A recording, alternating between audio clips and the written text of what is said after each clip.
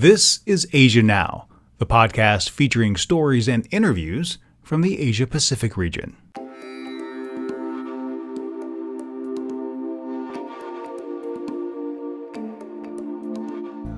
May has arrived, and that means one thing. Summer vacations are just around the corner. So where should you go, and what are some insider tips to get the most out of your Asian vacation? That's today's conversation taking place in Asia Now.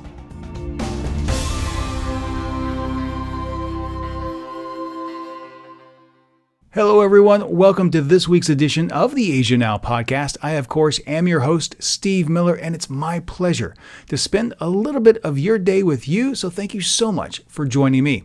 Now, as I mentioned, May has arrived, and with it, it's time to start thinking about summer vacations. Oh, that glorious time off where if you work a full-time job, you get to finally leave home and see a little bit of this incredible world.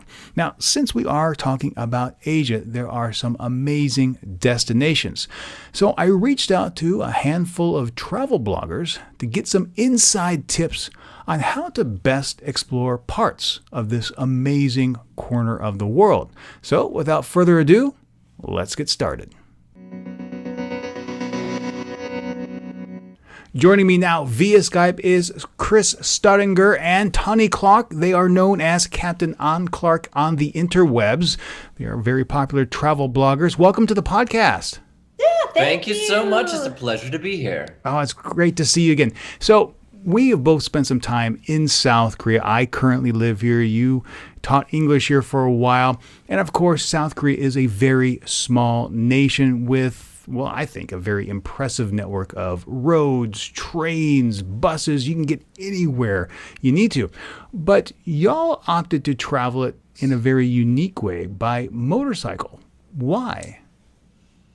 Well, that is where all the magic happens, as far as I'm concerned. Yeah. We always wanted to do exploration when we were in Korea, and we were always looking for something unique that hadn't been discovered yet, trying to literally put it on the map. And the best way we found to do that was by motorcycle. And Chris had a motorcycle before we moved to Korea, so it kind of just fit with our lifestyle. We love being able to just get up and go and hop on the bike.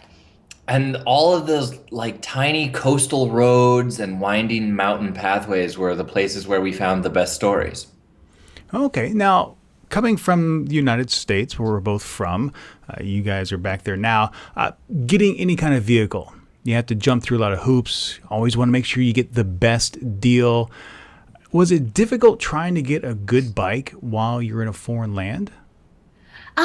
Not for us, only because in our town of Pohang, where we lived, there were a lot of other foreigners, and we actually bought ours from a woman who was leaving South Korea. So we got an amazing, what I think is a screaming deal on our motorcycle. I think we spent $300. Yeah, $300. That is an amazing deal, yes. It was a birthday present from Chris to me. Now, in terms of getting a vehicle, are there any pitfalls one should consider to make sure they don't get, well, the raw end of a bad deal? Yes. We bought ours just on site and then left with it. And I think we were probably the third owners of it, but the first to change the oil. Ooh. Yeah, we got it. So we ended up putting money into buying a new engine, stripping the electrical, and then changing all the lights on it. But the good news is, because of the prevalence of scooters and motorcycles in Korea, it was peanuts. Getting repairs cost nothing. And we found a really nice repair shop that we trusted. And I don't know about your experience, but in Korea, at least in the States, you're always kind of wary about if you're going to get taken advantage of. And in Korea, they're just so honest and sincere and sweet. And we were just surprised at how affordable it was to get all of those fixes to our motorcycle. Absolutely. Oh, that's great. Yeah, I'm always happy with after-service care here in South Korea. But as good as that is, that is certainly one thing that South Korea is known for, their care for products after the fact. but it also has a rather dubious reputation of not exactly having the best safety in terms of drivers out on the road. And I have to ask you, being on two wheels, did you find it dangerous? You know, the thing that I've always discovered about South Korea is that while it seems like a madhouse when you're in the traffic, they are the most attentive drivers of any place we've ever been. And I think it's because it's like a double-edged sword here. Because there's so few traffic lights and people paying attention to signs, you get drivers that are much more conscious of other drivers. So I think we actually felt safer on a motorcycle in South Korea than I ever did here in the States. Well, that's very good to know. Now, of course, you're in a foreign land, going to new places in search of the exploration we mentioned before. Did you have any difficulties trying to figure out where to go or how to get from point A to point B, and then ultimately finding a place to stay once there? There were some weekends where we just say we're going to hop on the bike and we're just going to go in one direction, and that was fine. As far as navigating, I think, Chris, this was actually your forte, but it was relatively easy. We'd either map it before we got out on the road, and the great thing about South Korea is the road signs are mostly in English and Korean. And as far as the combinations go, love motels are everywhere. So we would kind of drive until we found a little cluster or village and find a hotel for the night. And we also camped a few times. Yeah. Which was surprisingly easy for it.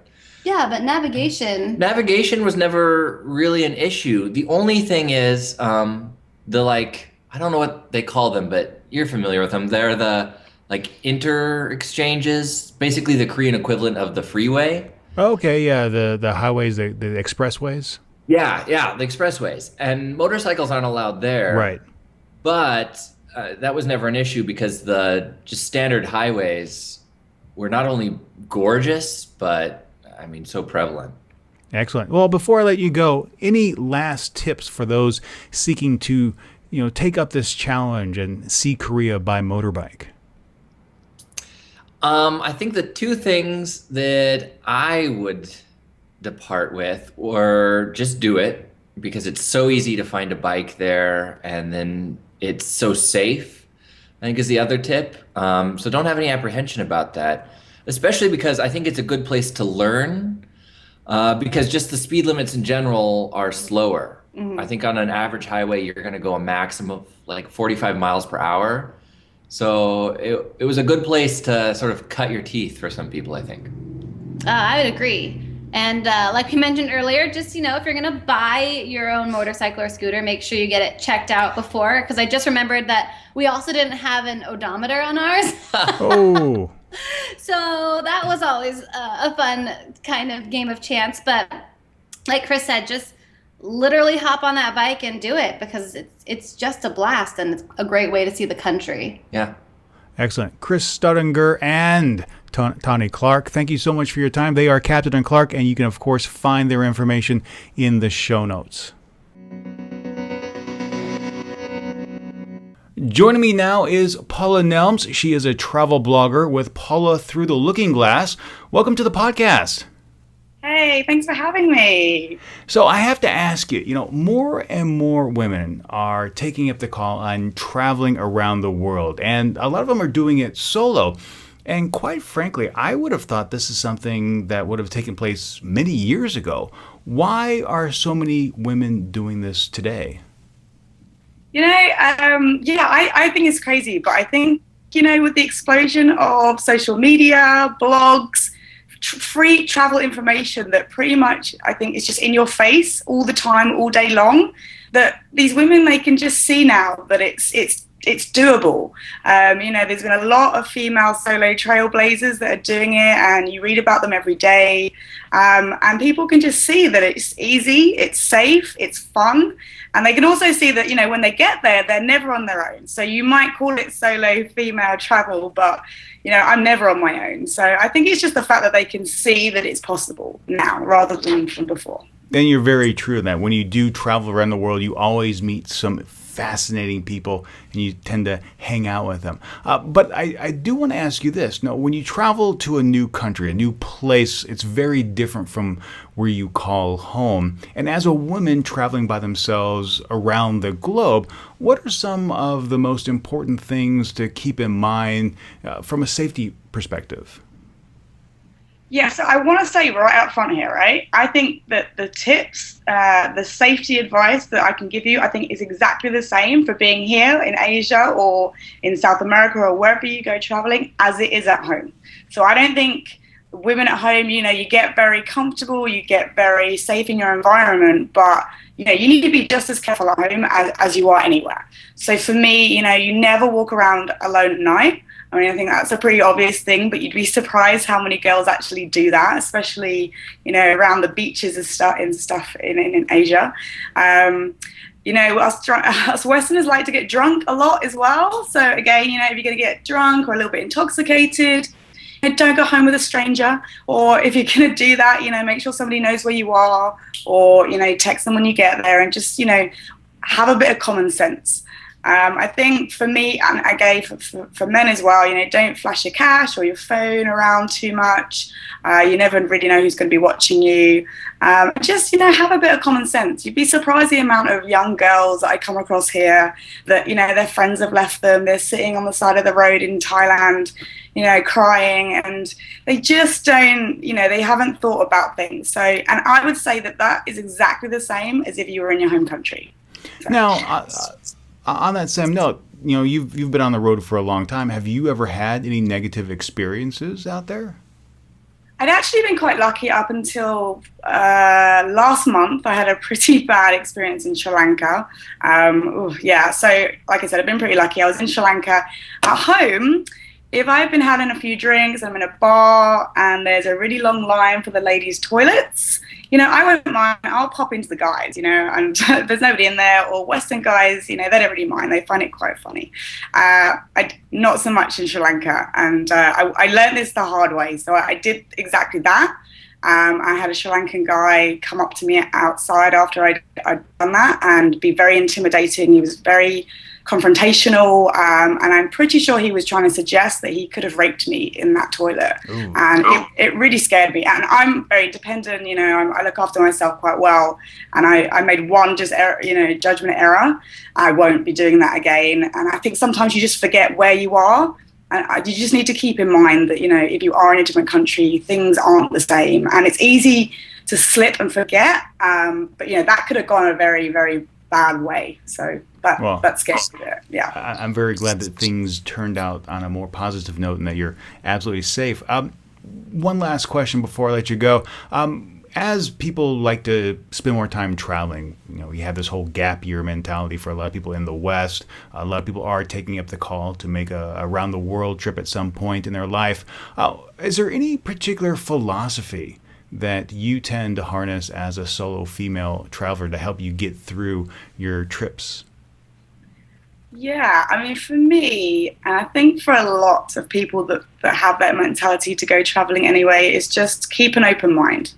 I always say I'll say yes to anything within reason. Have fun, but the theme of what we've been talking about, just be sensible with it. I'm a little bit older. I've got some years behind me, so I can be a bit more sensible. But if you're 19, 20 and you're out here traveling and you're having a lot of fun, have the fun. Don't take that away from yourself, but just think, use your brain a little bit sometimes. But yeah, keep an open mind and have a lot of fun. All right, Paula, through the looking glass, thank you so much for your time this week. No problems at all. It's been a pleasure. Thank you for having me. Now, Jaclynn Seah is known around the interwebs as the occasional traveler, and she's now joining me via Skype. Jaclynn, how are you doing today? Hi, I'm doing good. Excellent. Now, we're going to be talking about Singapore, which has, a rather dubious reputation as being a city-state, truthfully, where you can be fined for just about everything. But you also say that there is a developing street art scene out there. Well, it's not as bad as they make them say. I mean, there's the T-shirt that says, you fine for everything, but it's really not that bad, But when it comes to street art, yes, I mean, we have a developing scene. I think it's only started in recent years. It's probably when they started seeing how good Penang was doing, when they started inviting street artists to really beautify the place. And I think people started to see the value of it, and that street art isn't all just graffiti and vandalism. So even though, it's still not legal for you to draw or paint on public property, but there are a lot of private owners who are very open to the idea of beautifying the facades of their buildings. So there's been more and more street art that we've seen on the streets of Singapore. Now, you mentioned Penang, and I've been to Penang and Georgetown, where there is a lot of street art where you see murals and wrought iron displays. What kind of things do we see in Singapore? In Singapore, you see quite a lot of murals. Most people, the Penang's one of the more famous people, Ernest Seah. He's also come to Singapore to do some of his very local sort of street art, and you don't get too much graffiti because we do clamp down on it and we do clean it off quite quickly, but a lot of murals. Yeah. Okay. Now, where in the city do you see this? Is it just in the CBD or is it in other places around Singapore? Most of it is concentrated around the CBD area. So one of my favorite places to go is this place called Kampong Glam that is in the what we call the Malay heritage area of Singapore. So there are a lot of shops and there are a lot of buildings there which have a lot of street artworks in it. And there's even an art center where they've opened up some of the walls for the street artists, to just kind of go crazy on. Another place which is actually not so much within the city center, but it's a little bit unusual, is something we call the Rail Corridor. Mm-hmm. So it's actually in the west end of Singapore near this place called Buona Vista. It's in a viaduct under the road, and it's just a tunnel of sorts, and they've let the street artists just go there and cover the walls with whatever they want to. Oh, cool. Mm. Now you brought up two different areas. Now, how difficult or how easy is it to travel from one area of Singapore to the other? Singapore is so small. I mean, I say it only takes you like about half an hour to by car or taxi to go from one end to the other end. So getting around by public transport is very easy. You just need to take what we call the MRT, the Mass Rapid Transit. The subway, I think you would call in other places, or sure. Even if you take the public bus, also very easy to get around. Now, since we are moving around Singapore, seeing different installations, what other things would you recommend seeing in addition to the street art while on this mission to see these public installations? I think what people don't see about Singapore is that we do actually have quite a fair bit of art. We have our museums, and we also have a number of art installations like public sculptures, public art installations in the both in the central districts as well as outside of it. So I think people who come to Singapore should actually try and explore and see what kind of art we have to offer.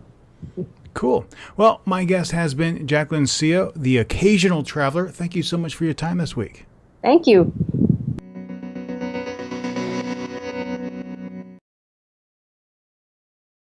Joining me right now via Skype is Amber Hoffman with husbandintow.com. Amber, welcome to the podcast.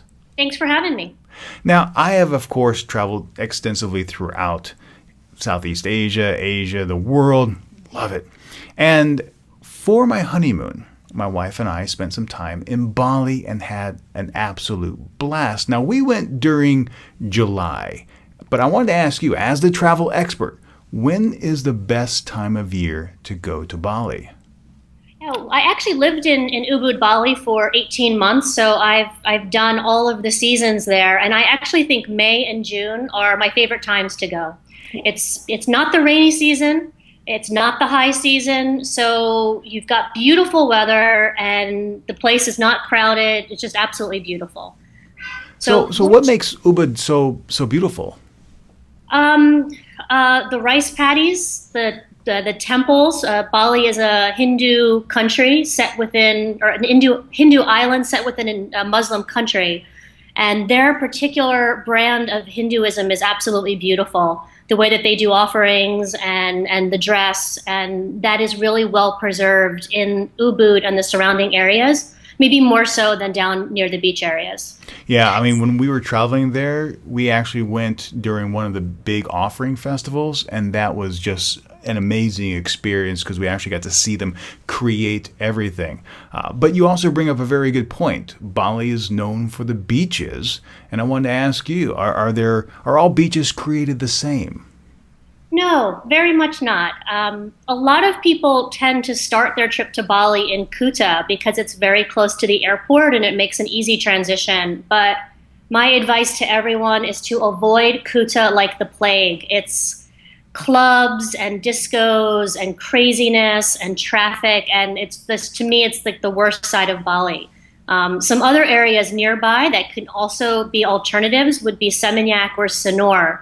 Seminyak known for great shopping and restaurants, surfing beaches, and then Sanur is a little bit more laid back.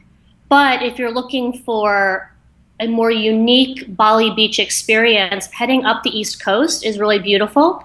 Going up to places like Chandidasa, or farther afield is Ahmed, which is about 3 to 4 hours from the airport, and so it is a drive, but it's much more calm and beautiful and relaxing up there than it is on the south side of the island. Oh, very cool. Now, I can't let you go without talking about one of my favorite passions, and that is food. So, as someone who lived there for a long time, year and a half, what are the dishes that you cannot pass up? Well, I mean, the most obvious one is babi guling, which is the roast pork. It's popular in Ubud as well as in the south.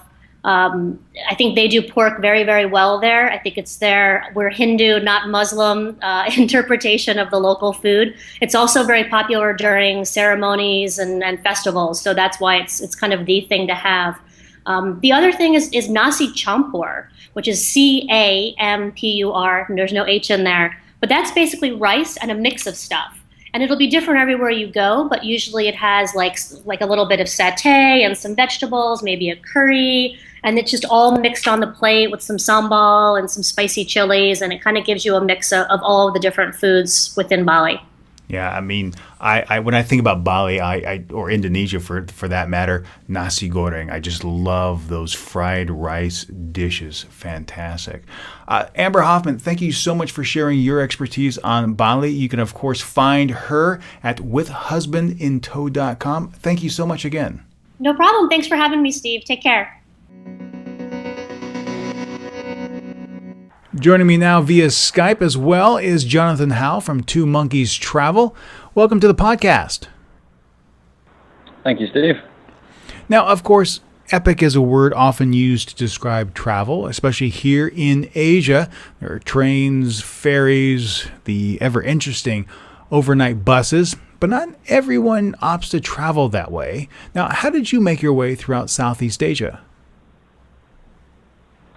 Well, originally exactly in the ways you've been talking about, through using the overnight buses, slow trains, generally getting ourselves around in the usual ways. No flying though. But after a while, these became pretty tiresome, and I started to realize that what happens is you go to sleep on a bus, you wake up in another destination full of souvenir stalls, tourism, and there are plenty of good things too. But you miss out on hundreds, sometimes over 1,000 kilometers in between. So you're missing a load of great stuff that could happen in that time if you travel during the day. So my friend and I, once we made our way down to Cambodia, decided that instead of traveling by bus or by train, we would buy some motorbikes and travel by motorbike instead. The only thing is these motorbikes were made in China, very old, very, very used, and about $300 each. So they changed the way we traveled quite a lot, in ways we expected and a lot of ways we didn't as well. Now, you said they're very old. $300 is not a lot of money. Does that mean that they were essentially low quality and prone to failure?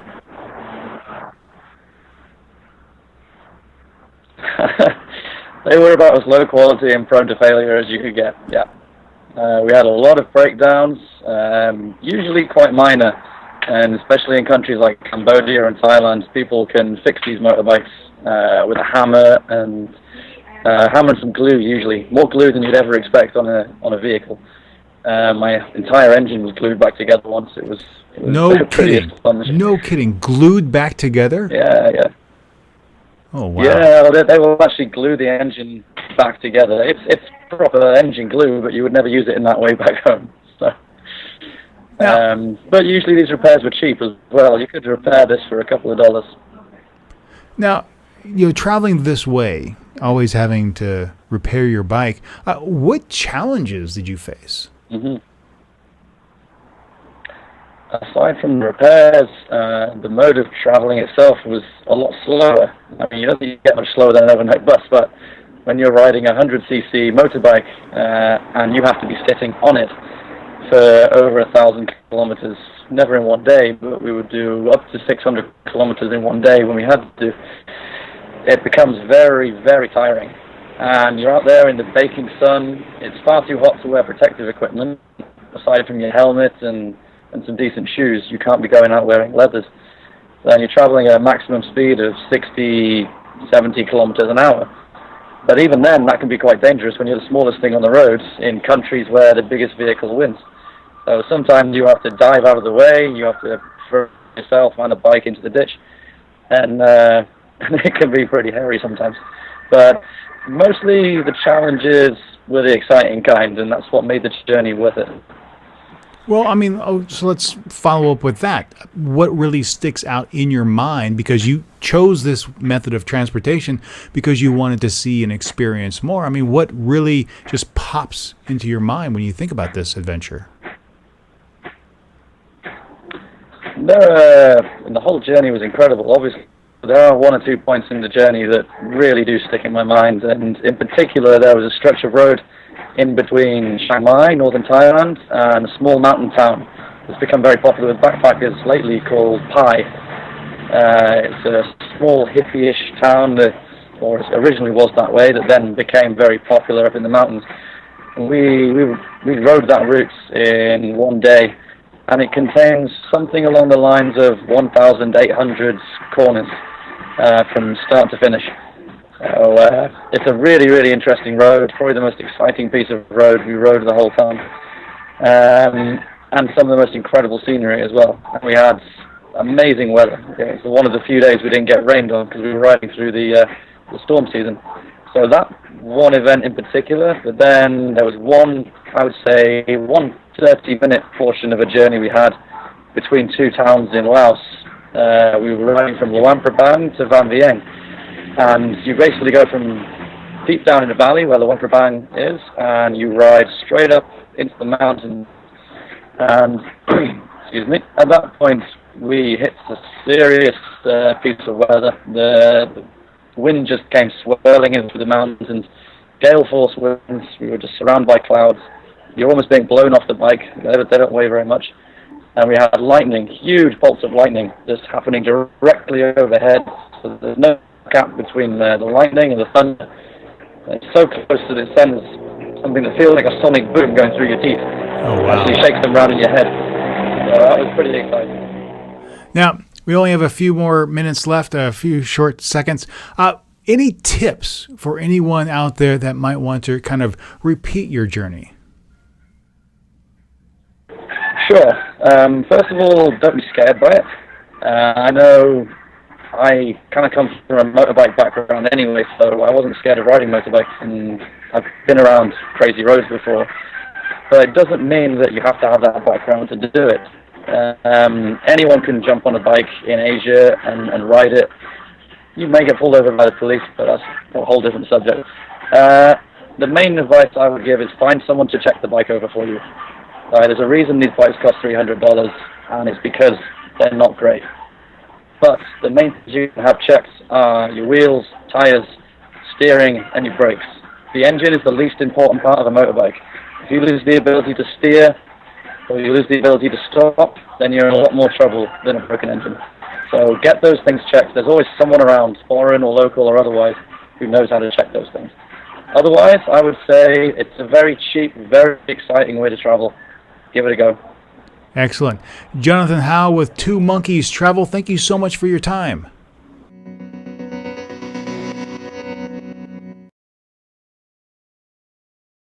Okay, so we're here at the tail end of the podcast, and I have one more guest.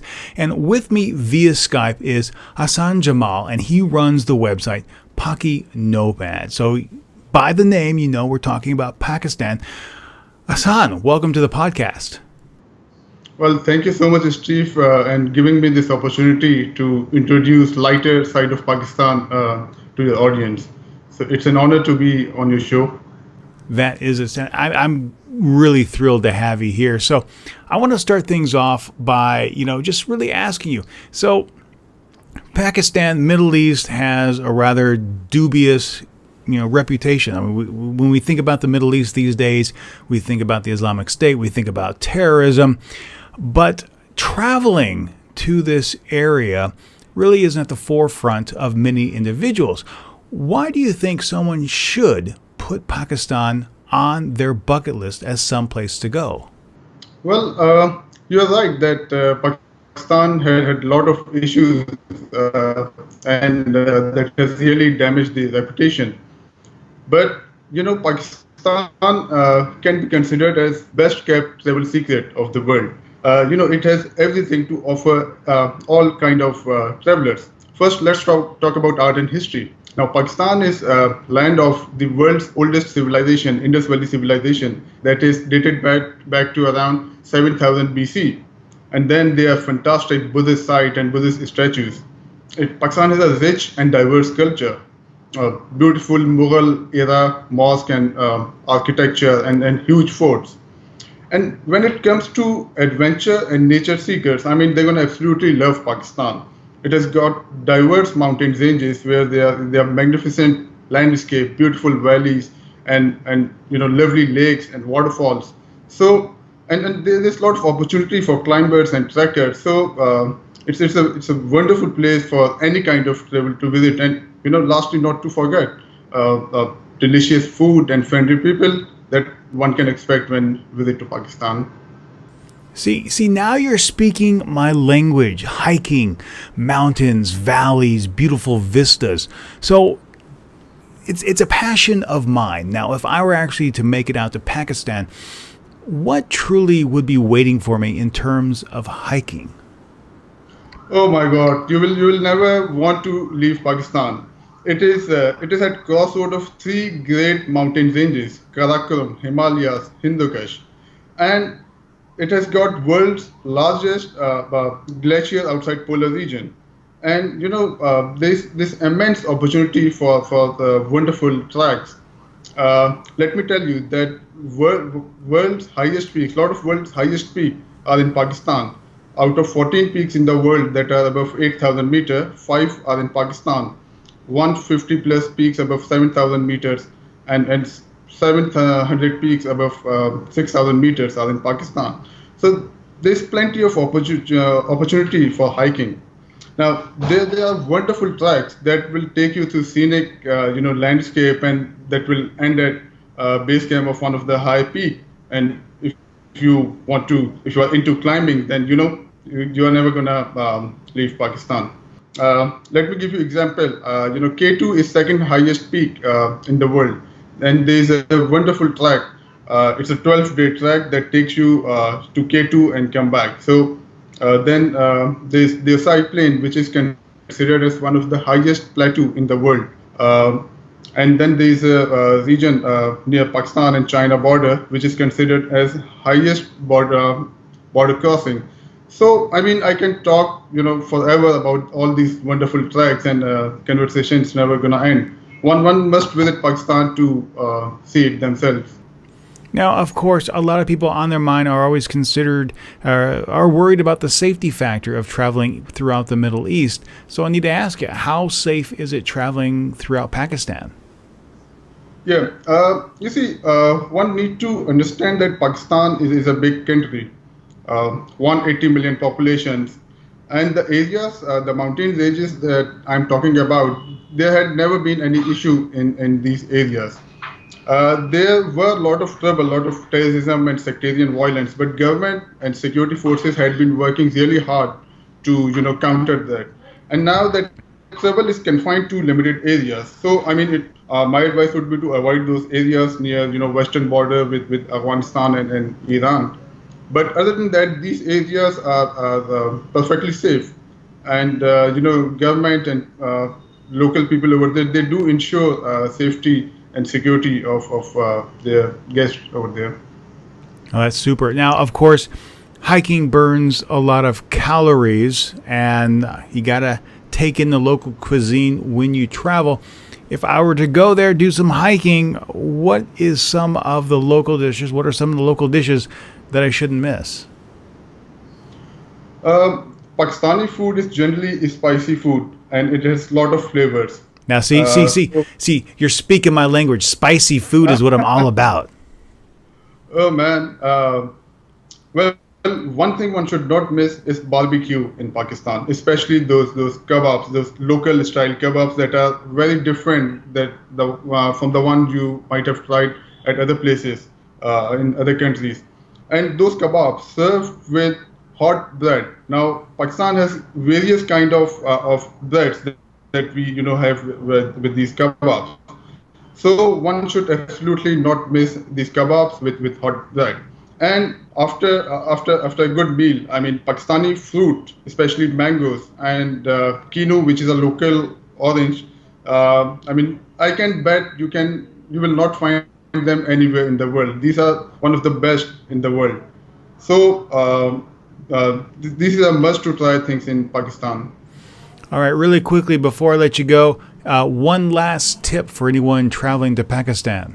I think I will talk about visa. Generally, you will not get visa on arrival, but Pakistan has diplomatic mission in most of the countries in the world, and it's fairly easy to get visa from those embassies or consulate. And then for 24 countries, tourism department in Pakistan has this facility of on-arrival visa if they've booked their tour through one of the authorized travel agent. So that will make things pretty easy in terms of your documentation and visa. All right. Ahsan Jamal with Paki Nomad, thank you so much for your time this week. It was my pleasure to be on your show. I would like to thank all of the guests who appeared in this week's episode. Thank you so much for helping me put it together. And if you want to learn more about them or their blogs, be sure to visit asiannewsweekly.net and look for the show notes for this episode. There will be links to all of their sites there. Now, before I go, I do want to hear from you. Where are you going this summer? Do you already have plans, or did something in this week's podcast pique your interest? Be sure to leave your thoughts in the comments on Facebook or Twitter.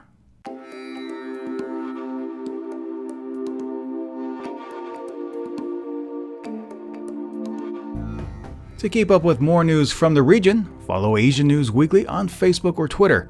You can also send an email to the show with your questions, your comments, and your feedback. That email address is podcast@asiannewsweekly.net. If you enjoyed today's program, please share it with your friends, and if you haven't, subscribe. It's absolutely free and easy to do. Just go to our website, asiannewsweekly.net, click on the subscribe tab, and then follow the link to your favorite podcast application like iTunes or Stitcher.